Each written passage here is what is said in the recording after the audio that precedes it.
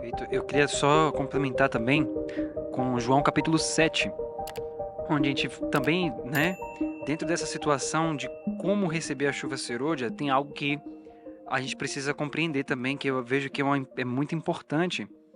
E eu vejo que é o que Satanás mais tem tentado afastar de nós como um povo para que a gente não compreenda. E eu quero trazer algumas coisas ainda também de histórias que aconteceram no período de 88 também. João capítulo 7, verso 17 diz assim: Se alguém quiser fazer a vontade dele, pela mesma doutrina, conhecerá se ela é de Deus ou se eu falo de mim mesmo. Então veja só, olha o que Jesus fala. Se alguém quer fazer a vontade de Deus, e qual é a vontade de Deus? A nossa santificação. Nossa. 1 Timóteo fala. A vontade de Deus é a nossa santificação. Agora, quando Jesus fala que uma pessoa, né, se a pessoa quer conhecer a Deus, quer fazer a vontade de Deus, ele diz: pela mesma doutrina, conhecerá se ela é de Deus ou se eu falo de mim mesmo. Então, quando uma pessoa está buscando a Deus para saber a vontade de Deus, como que ela vai saber se uma mensagem é verdadeira ou não? Pela própria doutrina. Pela mesma doutrina conhecerá se ela é de Deus ou se eu falo de mim mesmo. Então, Jesus estava pregando algo que nem mesmo os irmãos acreditavam nele. Se você for no mesmo capítulo 7, ó, no verso 4 e 5, olha o que a Bíblia fala nesse mesmo capítulo. Porque não há ninguém que procure ser conhecido que faça alguma coisa em oculto. Se fazes essas coisas, manifesta-te ao mundo. Aí o verso 5, porque nem mesmo seus irmãos criam nele. Então, nem os irmãos de Jesus que conviviam com Jesus, que sabiam do caráter de Jesus, não acreditavam em Jesus. Mas por que não acreditavam em Jesus? Será que é porque Jesus dava algum motivo para eles não acreditarem? Não. É porque faltava o que neles? Busca da palavra. Ó, Jesus está falando isso aqui, mas será que isso aqui é verdade? Vamos comparar com as escrituras. Não. Eles eram pessoas que, ó, não acreditam e acabou. Mas veja o que Jesus fala: se alguém quer fazer a vontade dele, pela mesma doutrina conhecerá se ela é de Deus ou se eu falo de mim mesmo. Agora veja só, por que Jesus também usa essa palavra doutrina, né? Eu acho muito interessante isso. Porque justamente também nesse capítulo aqui, ele vai falar, né, daqueles que iriam receber ele e também receber o Espírito Santo. Mas olha só, quando nós vamos para Deuteronômio, e aqui eu quero trazer a história de Minneapolis, trazendo essa situação de Deuteronômio. Deuteronômio capítulo 32, Deus compara a chuva dele com um detalhe, que é aqui que eu acho fenomenal isso.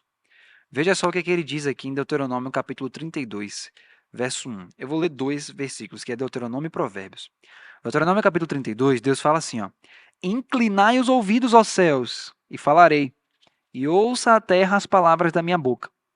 Goteje a minha doutrina como a chuva, destile a minha palavra como orvalho, como chuvisco sobre a terra e como gotas de água sobre a relva. Então, aqui ele diz: goteje a minha doutrina. Então, ele está fazendo uma comparação entre o gotejar, o chover, com a doutrina dele. Então, goteje a minha doutrina como a chuva. Então, a chuva Deus compara com uma mensagem, percebe? Então, é isso que Deus queria.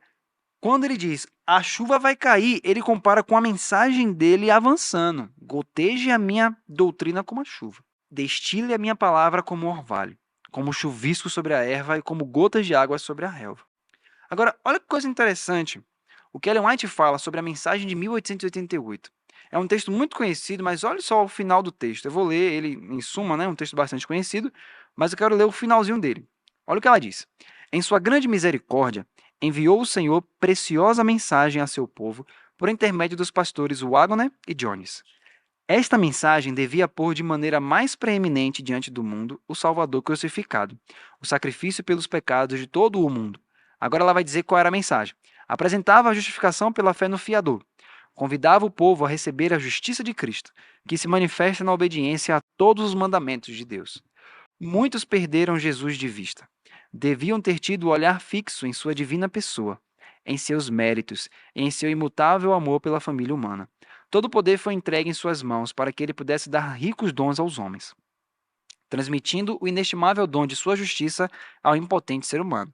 Então veja só, ela diz: o Senhor enviou uma preciosa mensagem por intermédio dos pastores Wagner e Jones. É o Espírito de Profecia falando isso. Ou seja, é o Espírito Santo dizendo que Deus enviou uma mensagem por esses homens. E depois de dizer que Deus enviou eles dois com uma mensagem, olha como ela finaliza essa frase, esse texto. Diz assim, ó. Ela diz: esta é a mensagem que Deus manda proclamar ao mundo. É a terceira mensagem angélica que deve ser proclamada com alto clamor e regada com o derramamento de seu Espírito Santo em grande medida. Então, o derramamento do Espírito Santo segue a mensagem. Você percebe que ela diz: essa é a mensagem que deve ser proclamada e regada com o derramamento do seu Espírito Santo. Então, para Deus derramar a chuva serôdia sobre a igreja, ele enviou uma mensagem muito preciosa em Minneapolis para que, de acordo com que a mensagem avance, a chuva desça sobre a sua igreja. Por isso que Satanás faz de tudo para que as pessoas não saibam da existência desses livros.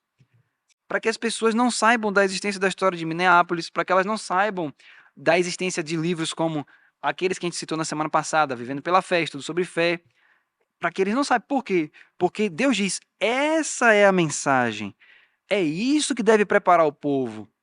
Então, ela chega a dizer que a mensagem dada a nós por A.T. Jones e a J. Wagner é a mensagem de Deus para a igreja de Laodiceia. Podemos, Ivan, desculpa te interromper, mas podemos comparar e podemos entender essa mensagem como o ensinador de justiça daqui de Joel? Exatamente. No livro A Mensagem do Terceiro Anjo fica claro isso. O que Deus enviou em 1888 é o ensinador de justiça. Amém. Então, isso é muito interessante, porque eu vou falar um pouquinho também sobre essa fase que estamos vivendo. Porque Deus, a gente falou na semana passada, que o autoclamor tinha começado ali dentro. Sim. Porque chuva, serôdia e autoclamor se acompanham um ao outro. Então, o que mais deixou as pessoas assim atônitas foi porque eles não esperavam que Deus iria começar o autoclamor trazendo uma mensagem primeiro para nós. E depois a gente se levar para o mundo. Então, as pessoas estavam esperando que do nada elas iam estar aqui, buf, receber o Espírito Santo, bora sair agora para pregar. E não é assim. Né? Deus não trabalha dessa forma. Então, primeiro, o que foi que Deus fez? Fez com que enviasse uma mensagem em Minneapolis, que o Espírito de Profecia deixa claro que essa é a mensagem que nós devemos levar para o mundo, e essa mensagem que ele quer derramar o Espírito Santo fortemente, acompanhando a pregação dessa mensagem. Ou seja, quando você barra essa mensagem, você barra o derramamento do Espírito Santo sobre a igreja. Por isso que Satanás, eu tenho um texto aqui que o irmão Valdomiro já leu, mas vale muito a pena a gente ler novamente, porque ele mais fala, a indisposição de ceder a opiniões preconcebidas de aceitar essa verdade estava à base da grande parte da oposição manifestada em Minneapolis contra a mensagem do Senhor através dos irmãos Wagner e Jones. Promovendo aquela oposição, Satanás teve êxito. Olha o que Satanás teve êxito, em afastar do povo em grande medida o poder especial do Espírito Santo que Deus anelava comunicar. IAG. Juntos avançaremos.